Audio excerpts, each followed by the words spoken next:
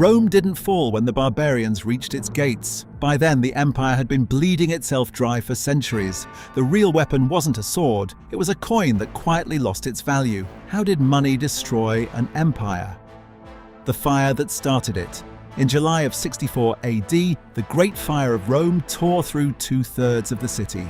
Nero rebuilt it bigger and considerably more expensive than the treasury could afford. He needed cash immediately, and there was no way to summon it out of thin air. So he reached for the only lever an ancient government actually had: the coins themselves. Nero shaved the denarius down, cutting its weight and mixing in copper so the silver content dropped from roughly 90% to about 80%. On paper, the coin was worth exactly the same. In reality, the government had taken a slice of value from every single denarius already sitting in someone's pocket, without anyone agreeing to it. It was the first cut. It would not be the last, and each emperor after him would find it a little easier to reach for the same knife: the silver con. Here's the problem nobody in Rome wanted to say out loud. The empire was spending money it didn't have, and there was no printing press to bail it out. No treasury bonds, no central bank, just a finite pile of silver and gold, and an emperor who needed to pay soldiers and keep the mob fed with bread and circuses.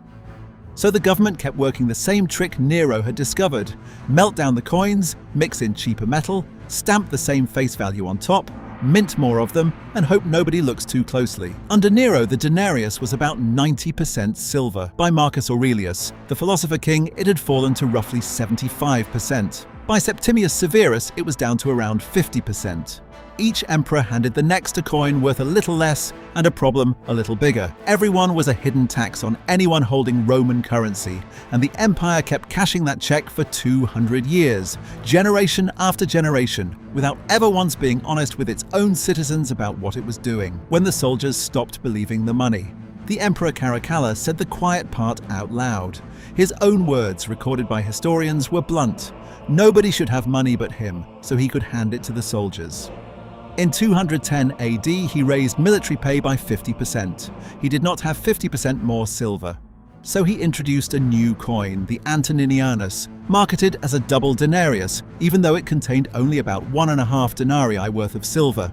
For a few years, the scheme worked, which is exactly why the next emperor was tempted to repeat it. Weakening a currency rarely destroys an economy overnight. It buys a ruler a few years of loyal troops and a calmer capital, while pushing the real cost onto whoever inherits the throne.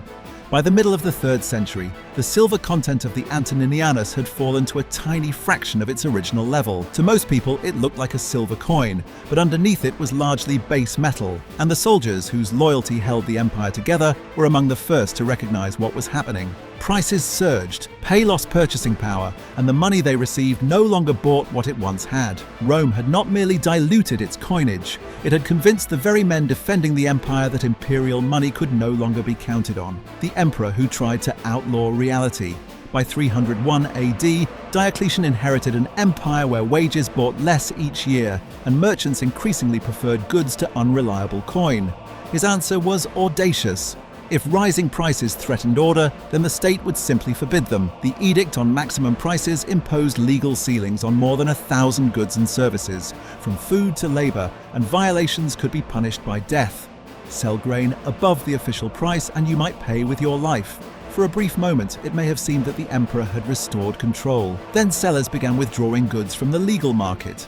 Why offer grain at a price that failed to cover your costs when you could store it or sell it secretly to someone willing to pay more? Goods disappeared from official stalls and resurfaced through illegal channels the government struggled to suppress. The historian Lactantius described violence and confusion surrounding the edict's enforcement. Within a few years, the government largely abandoned the policy. Diocletian had tried to command prices by decree, but decrees could not erase the economic pressures that had created those prices in the first place. The empire that turned inward. The damage did not stay inside the treasury. It spread into every exchange the empire depended on.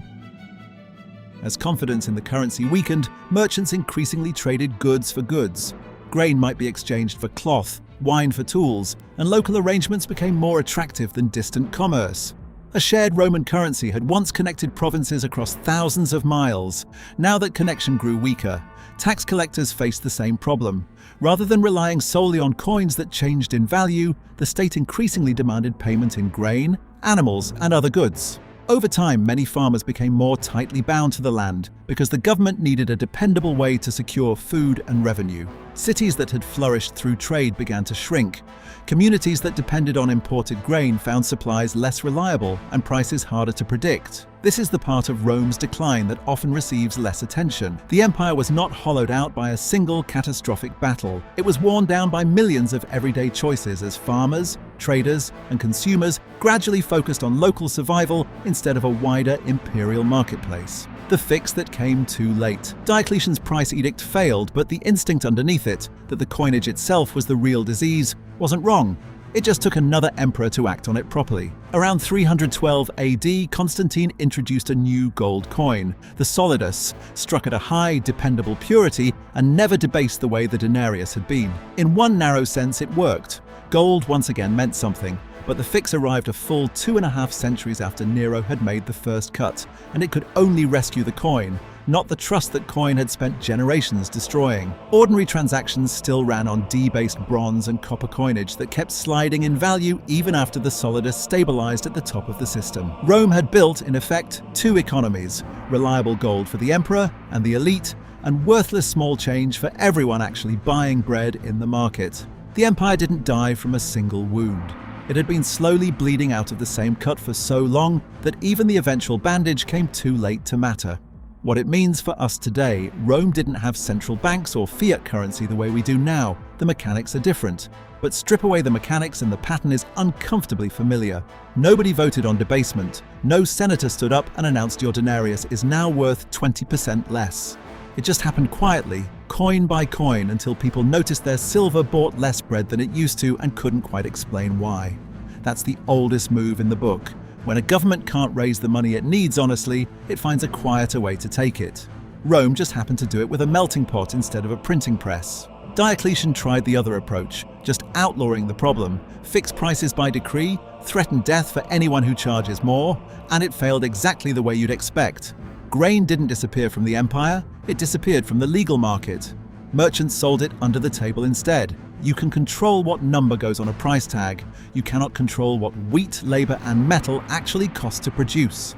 Every government since that tried price ceilings has run into the same wall.